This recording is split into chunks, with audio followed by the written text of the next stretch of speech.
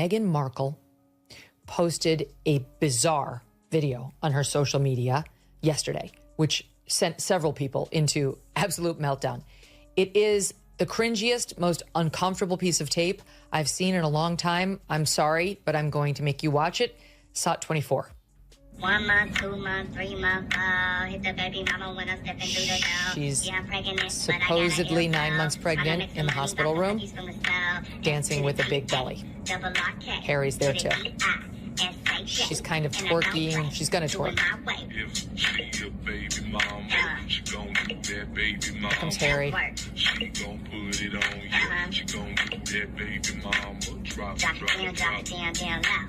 She spreads her legs. She hikes her dress.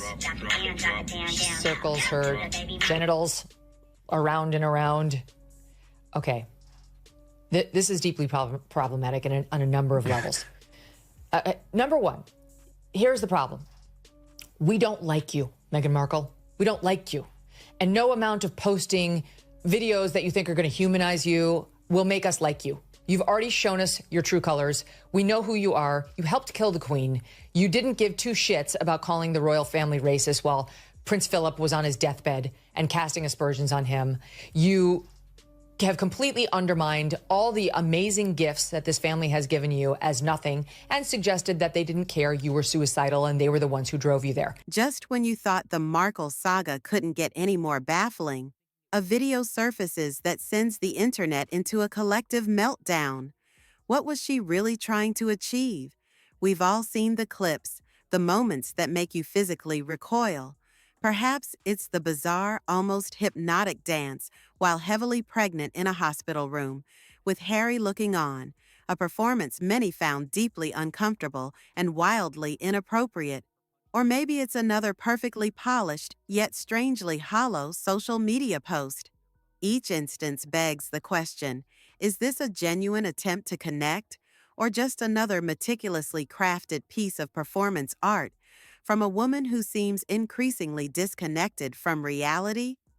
The chasm between Meghan Markle's intended image and how the public actually perceives her actions grows wider with every curated smile and scripted sentiment, leaving a trail of bewildered onlookers and fueling a firestorm of criticism. Really bullied virtually everybody who's ever worked for her. She can't keep a staff in London. She can't keep a staff in Montecito. She's a bully. She's obsessed with her own ego, face on television, etc., and playing the victim. So no amount of humanizing videos, even if she managed to find one, are going to work. You know, if you actually are a good person, you don't show up at the Uvalde mass school shooting and put yourself on camera and make it about you. You don't see photo op when you see dead children, which she did. So spare us the attempt, okay? It's a waste of everybody's time. But secondly, like the gross disrespect to the intimacy and privacy of marriage and childbirth. You know, there are some moments that are supposed to be between a husband and a wife only. And the moments before you give birth to your child is one of them, when you are together in that room and your child is coming. And maybe you do have a fun moment. This is not how I spent my moments before giving birth, but maybe you do have a fun moment. But it's private. It's actually holy. And for her to need to make it into an ego trip, which she's clearly doing. Look at me dancing. I'm still fun and I'm sexy. And I have this great marriage. And here's Harry being like a normal guy. Is disrespectful. Meghan's repeated attempts to appear relatable, to humanize herself in the public eye, often achieve the polar opposite, spectacularly backfiring and drawing even more intense scrutiny. Consider the now infamous Uvalde photo op, in the wake of an unimaginable tragedy where a community was reeling from the loss of innocent children. Meghan appeared, cameras in tow, ostensibly to pay her respects. Yet, for many, the gesture reeked of opportunism. Instead of quiet solemnity, it felt like a calculated move, turning a moment of profound grief into another scene in the ongoing drama of Megyn. Critics questioned the necessity of her very public presence, the careful placement of photographers, and whether her actions brought comfort or simply drew focus to herself. This wasn't an isolated incident. Time and again, her efforts to project authenticity or empathy fall flat, perceived as overly curated performances designed for maximum PR impact rather than genuine connection. The relatable podcast anecdotes, the carefully chosen candid moments, they often feel less like shared human experiences and more like lines delivered from a script, leaving many wondering if there's anything truly spontaneous or uncalculated about her public persona. But these awkward PR moments aren't just isolated blips on the radar. They seem to be symptoms of a much larger, more calculated strategy, one that consistently misjudges the public mood and deepens suspicion rather than building bridges. You know, like, my God, be a grown-up. But the more she talks, the more I'm like, oh, now I get it. Like, Mariah Carey, who Megyn is calling a diva, turns to her and says, you've had diva moments too. And she's so wounded that she later says she began sweating and realized her girl crush might be over and was only able to move past it once Mariah clarified that she meant it as a compliment and was speaking about Megyn's looks. I threw up a little in my mouth. And then, because why stop there, she opened her mouth. Dragged him away from the monarchy, which bestowed those titles on them, and has now ruthlessly, with him, exploited those titles for massive personal gain. And I think it's disgusting and hypocritical. They shouldn't be allowed to do it. I hope that King Charles, who obviously is massively distracted by his illness, but I hope that King Charles at some stage just has that conversation and says, you can't keep the titles, I'm sorry, but you can't keep demeaning the status of being a member of the royal family and attacking the family and the monarchy and retain your titles. You can just be Harry and Meghan. And see how you get on, by the way, when you're no longer royals, because the answer is not very far. The complicated and often contradictory relationship Meghan maintains with the royal family forms the backdrop to much of the public's skepticism. After a dramatic exit, citing unbearable pressure and a desire for privacy, she and Harry have continued to leverage their royal status in virtually every professional endeavor. This has led to widespread accusations of hypocrisy, of weaponizing a victim narrative against the very institution that provided them with a global platform, all while profiting handsomely from the titles and connections they claim to disdain. The timing of some of their most damaging revelations has also drawn fierce criticism.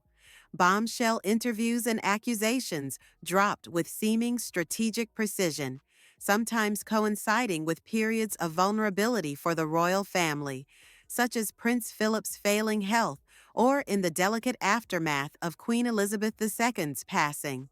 To many, these actions felt not just ill-timed, but deeply disrespectful, a calculated deployment of truth bombs designed for maximum impact, regardless of the collateral damage to family relationships or the monarchy's image. The persistent question thus hangs heavy in the air. How long can one realistically profit from royal titles while simultaneously engaging in activities that appear to undermine the very source of that prestige? The calls for their titles to be stripped, or at least for them to cease using them for commercial gain, grow louder with each new venture that prominently features their ducal status. It's a precarious balancing act, and one that many believe is becoming increasingly untenable, while she grapples with, or rather markets, the ghosts of her royal existence. Her ventures in the so-called real world paint an equally perplexing picture, often appearing to be less about finding freedom and more about finding new ways to monetize the royal brand. Infuriating about watching the press coverage for Megyn was that she was in fact the victim and the media was reporting that she was the aggressor and that Kate was so out of line with Megyn. She brought Megyn flowers to apologize to her, and that shows that Kate was in the wrong, and she had to sit back and be powerless, feel powerless with the media reports that she was the one antagonizing Kate. She went, as she did in every chapter of your book. I mean, like, she continues to go to everybody at the palace saying, get that lie out of the press, get that lie, get that, they've said something else negative about me. Hello, it's called being a public figure. Why was she out that night, Miss Princess of Privacy? Because she wanted to accept yet another award from some far-left liberal, Gloria Steinem, supposedly the mother to us all. Oh, unless you actually don't believe in abortion on demand until the 9th month of pregnancy. So she wanted to give Meghan Markle an award, a Vision Award. You know what the award praised? I'll read it to you. They were thrilled to recognize Meghan's strength and resilience, critical to building a better world for our children. Her strength and resilience? What are you talking about? She had her PR people turn a little paparazzi attempt at getting her picture into a near catastrophe, asking everyone to feel sorry for her. She doesn't know the meaning of those words, strength and resilience. I certainly don't want my children looking to her for an example of any of that. If there's one consistent criticism leveled at Meghan Markle, it's the style of her public speaking, often described by detractors as a word salad. She frequently employs a lexicon of aspirational buzzwords: empowerment, authenticity, community, courage, connection. These are delivered with an earnest passion, a furrowed brow of deep concern, yet critics argue they often lack tangible substance, concrete examples, or actionable plans. Her speeches and pronouncements can feel like beautifully arranged bouquets of hollow rhetoric, designed to inspire, but ultimately leaving listeners wondering what, if anything, was actually said. One particularly revealing moment came during her Archetypes podcast in an interview with Mariah Carey. When Carey, a bona fide diva, jokingly referred to Megyn as also having diva moments, Megyn admitted to being taken aback, even sweating, and needing clarification that Carey meant it in a positive, glamorous way. For many, this incident highlighted a startling lack of self-awareness, or perhaps an unwillingness to see herself as anything other than the virtuous heroine of her own narrative. The core critique, then, is whether her public pronouncements constitute genuine advocacy, a real desire to effect change, or if she is merely constructing a brand built on the performance of depth and concern. Is it about the message or the messenger? The suspicion lingers that it's more about crafting an image of a global thought leader than about the hard, often unglamorous work of actual leadership. This dedication to style over substance isn't confined to her speeches. It bleeds into nearly every facet of her public persona, especially her much-hyped professional endeavors, where grand pronouncements often precede underwhelming results. Inside Prince Harry and Meghan Markle's big business ambitions 5 years after their royal exit, quote, a few years ago, a rumor began circulating around the book world about another prospective project for Megyn. This story, which a person with knowledge confirms the broad details of, was that Megyn's team had a conversation with a publishing house to gauge interest in the idea for a potential book. The concept, for which there was no written or formal proposal, was post-divorce, not a general book on life after marital dissolution or one about Megyn's past experience. This book, this notion of a book, really, might center on a post-Harry divorce. Not that there was actually one in the works, just if this a priori divorce ever came to be, would this publisher theoretically be interested in a book where the crown jewels, they didn't actually want to toil away at the ribbon cutting ceremonies, and the same problem plagued them and their new employers once they got here stateside. The fact that she couldn't even make 12 episodes without complaining is absolutely pathetic, right? 12 episodes, I do that in 2 weeks. What is she complaining about? And the problem is, once you have an actual job as opposed to a stupid lifestyle website that nobody looks at, or I don't even know what Harry's ever done, it actually requires some effort, some elbow grease. You know, you have to prepare. And the biggest offense I heard about in the revelations about this podcast that failed was the fact that she committed a fraud. Megyn's forays into the demanding worlds of Hollywood and media have been met with decidedly mixed and often critically panned outcomes. The grand ambitions that accompanied her and Harry's multi-million-dollar deals with giants like Spotify and Netflix have, so far, yielded a somewhat patchy portfolio. The Spotify deal, in particular, unraveled rather spectacularly after just one season and a mere 12 episodes of her Archetypes podcast. Reports surfaced of unmet productivity benchmarks and frustration from Spotify executives, fueling accusations that perhaps the Duchess lacked the consistent work ethic required for such a venture, or at least underestimated the effort involved. Some industry insiders even whispered about a disconnect between the couple's perceived value and their actual output. This stumble only amplified the irony of the self-proclaimed princess of privacy, constantly seeking the spotlight. She seems to crave public validation, readily accepting awards like the Women of Vision Award from the Ms. Foundation, where she was lauded by Gloria Steinem for her supposed strength and resilience. For many onlookers, this begged the question, strength and resilience in the face of what, exactly? The challenges of multi-million-dollar homes and a life of immense privilege? It's this perceived disconnect, this apparent belief in her own exceptional suffering and virtue, that often grates on the public. Her attempts to reestablish herself as a major player outside the royal fold have been a roller coaster, marked by high expectations, but often followed by a thud of disappointment or controversy, leaving many to wonder if the royal stardust is beginning to fade. Beyond the professional stumbles and PR headaches, it's the meticulously crafted narrative of personal suffering and authenticity that truly raises red flags for observers, making each new reinvention feel less like growth and more like a costume change. And she also is pretending like she's crying.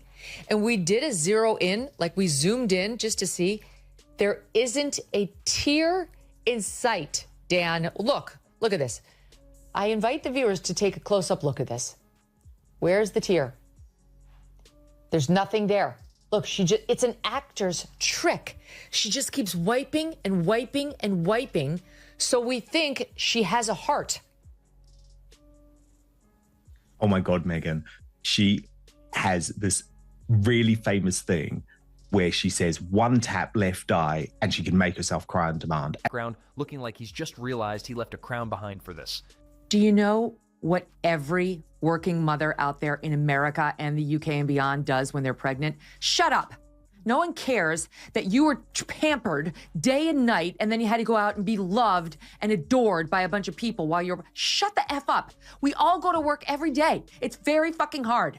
I don't feel sorry for you. A persistent and damaging I didn't have cloud people of bringing me my meals hangs and over rubbing Meghan my feet at the end of the day, as I regarding guarantee you the these two did. genuineness of her No one public cares. displays of Our emotion sympathies aren't and her with you. claims They are of with the women who work authenticity. 2 or 3 jobs Allegations just to put that food her on the tears table, are who have husbands manufactured who for aren't present, cameras who are have already dogged supporting her kids, for years. who are in shitty Whispers jobs, so of they're not going to get a actors' vacation. tricks, I don't like care. the infamous You know what I mean? one tap She to the can't get left over it. eye technique to summon tears on demand, circulate widely, undermining any attempt at portraying heartfelt emotion. Whether true or not, the very existence of such speculation speaks volumes about the public's wavering trust in her sincerity. This skepticism is compounded by her dizzying series of rebrands. We've seen Megyn the actress, Megyn the royal duchess, Megyn the activist, Megyn the podcast host, and now Megyn the lifestyle guru with the launch of American Riviera Orchard. With each shift, the question arises, is there a core, authentic identity beneath the ever-changing facade?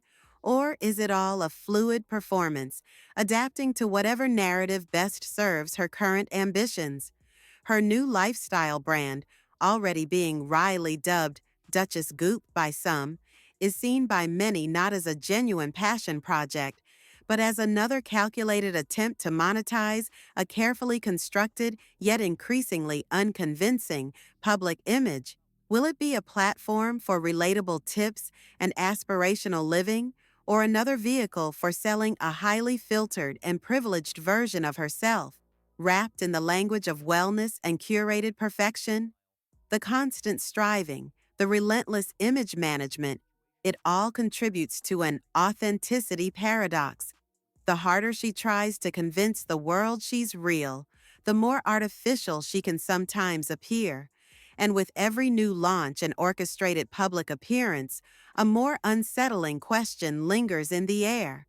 What is the actual endgame in this relentless pursuit of something?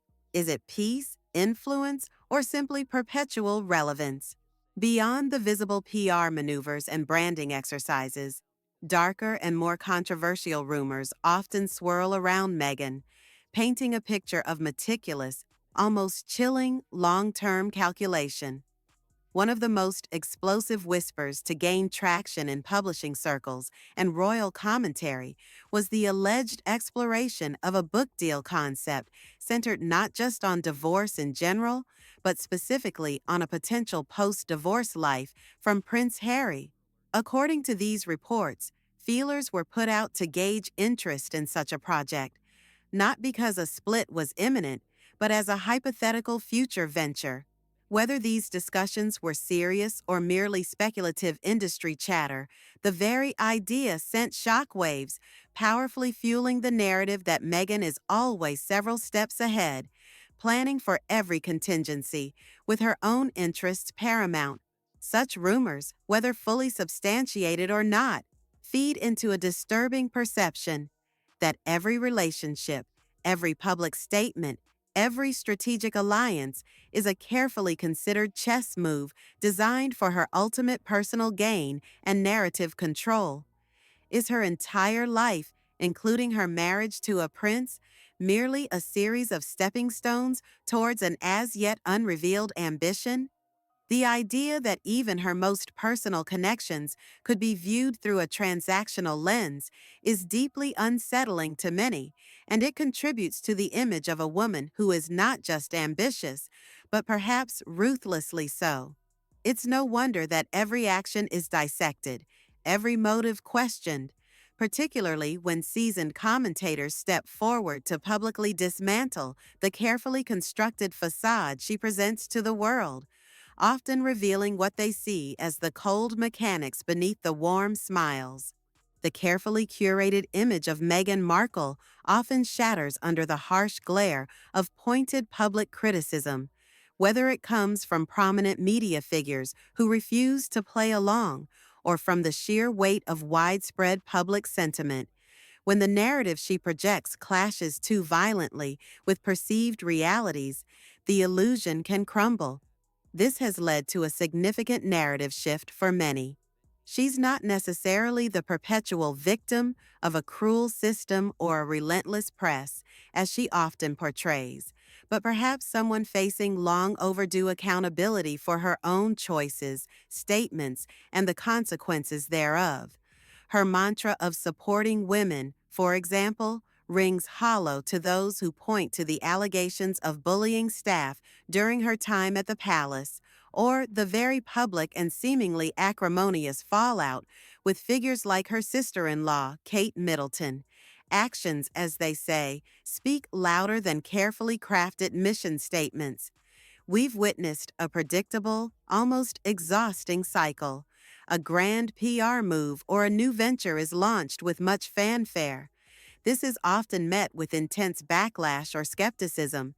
Then come the claims from her camp of being misunderstood, unfairly attacked, or even targeted by a smear campaign, only for the entire process to repeat itself with the next project.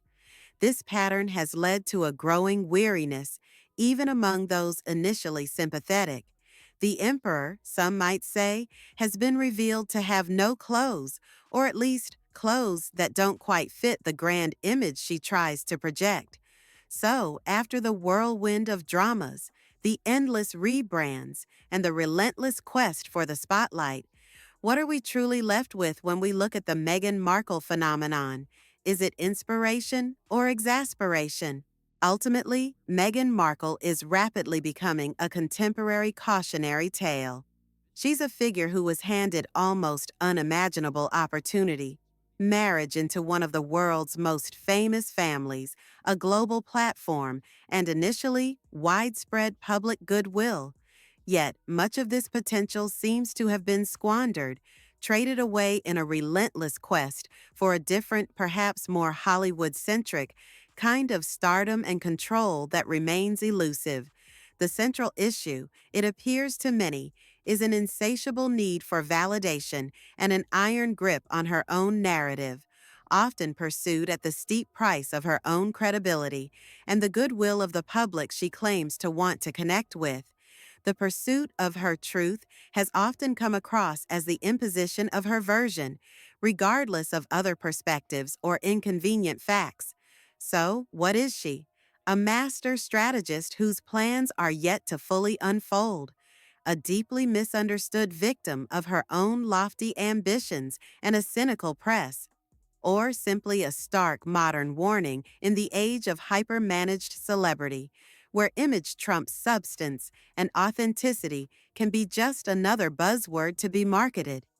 As she embarks on her latest reinvention with American Riviera Orchard, the world watches with a mixture of curiosity and skepticism. One thing is certain: her next act will be scrutinized, analyzed, and debated. But the legacy she is painstakingly crafting for herself looks increasingly less like that of a global humanitarian icon, and more like that of a Duchess adrift, forever chasing a spotlight that never quite illuminates her in the way she so desperately seems to desire. 103.1s